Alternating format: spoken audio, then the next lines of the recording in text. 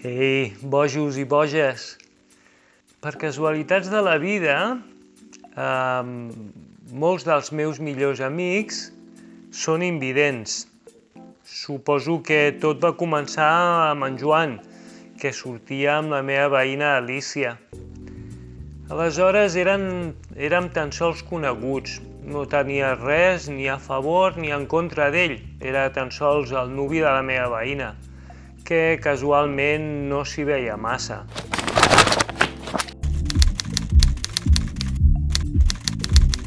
The Chamber of Understanding. Amb el temps vaig acabar en el mateix grup d'amistats, una colla de xalabrats que ens dèiem a nosaltres mateixos Penya Garcia, la penya de més alegria. Mentre intentàvem autohumanitzar-nos els caps de setmana a Corbera, un poble bonic, però aleshores amb una vida lúdic-social, diguem-ne, limitada. La Penya Garcia era una mica com el llegendari grup de folk rock Crosby, Stills, Nash & Young, és a dir, podíem anar tots junts o combinats de diferents maneres.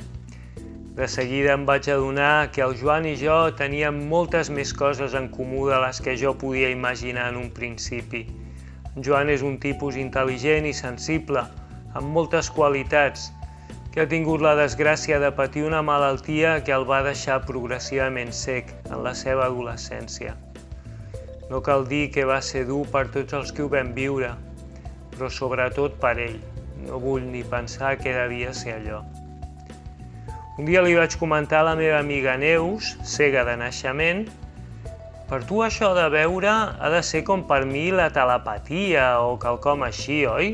És a dir, ha de ser collonut, però porto tota la meva vida sense això i aquí estem la mar de bé. Ella em va confirmar que en efecte és una mica així.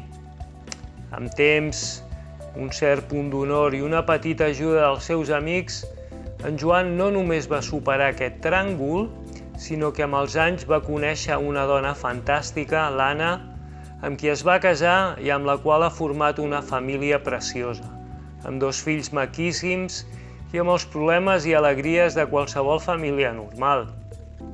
Gràcies a en Joan i a la naturalesa oberta del nostre cercle d'amistats, vaig començar a conèixer més persones invidents. Primer l'Albertillo, després el David i el seu germà Xavier, la Neus, de la qual reconec que durant una temporada vaig creure tenir sentiments que anaven més enllà de la simple amistat. Tots ells gent collonuda, amb els que he passat i espero seguir passant molts bons moments.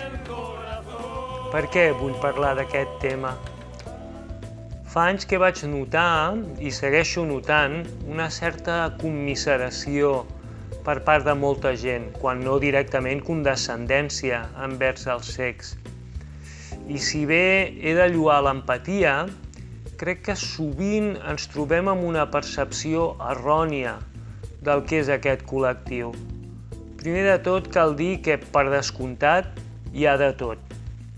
Però en la meva experiència, els pobrets cecs són persones extremadament capaces i sovint amb un gran talent desaprofitat, en gran part per aquesta percepció planyívola.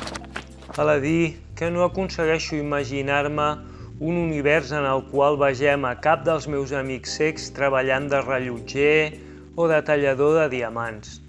I què? Ni tan sols l'Anna o el David, que tenen una ceguesa menys severa que la d'en Joan, per exemple, en Joan tot just aconsegueix distingir el dia de la nit, mentre que tant l'Anna com el David aconsegueixen distingir encara colors i formes, si més no borroses. De fet, no sé quina és la seva situació actual, ja que, com en qualsevol trastorn fisiològic, canvia o evoluciona, i normalment no cap a millor. Amb això no estic dient que no hàgim d'ajudar un cec a travessar el carrer o que no hàgim de traduir o marcar els textos dels caixers automàtics en braille. El que dic és que els motius pels quals els hauríem d'ajudar no haurien de ser tant per pena com per egoisme nu i cru. per tot el que ens poden aportar com a individus i com a societat, un col·lectiu, al meu entendre, infravalorat i poc aprofitat. Així doncs, menys pobret sec i més parlar, riure i jugar amb ells. I per què no? Enfadar-nos i discutir si no hi estem d'acord, com en qualsevol altra persona. En fi, fins que ens olorem. Un sentit que, per cert, aquest de l'olfacte, com la majoria, el tenen més desenvolupat que nosaltres. Smell you later.